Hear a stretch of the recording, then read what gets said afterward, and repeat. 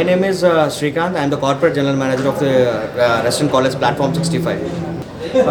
My restaurant actually it has initially launched in Hyderabad in KPHB on November 27th of 2019, and later on like we have started up like 4 outlets in Hyderabad, 1 outlet in Vijayawada, 1 in Vizag, and we have recently launched from today. It's going to be open for public at Bangalore at Bannerghatta Road. Restaurant where you can get like North Indian, South Indian, Chinese, tandoor, and also we have a pantry where you get very good and really delicious mocktails and desserts as well.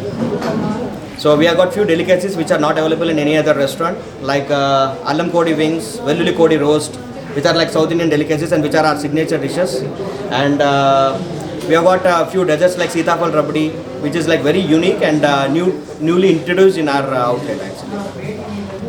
And anything else? Our upcoming plans are like we are planning like few more outlets in Bangalore and 1 property in Warangal, that is in Telangana, and 1 property in Vijayanagaram, that is in Andhra.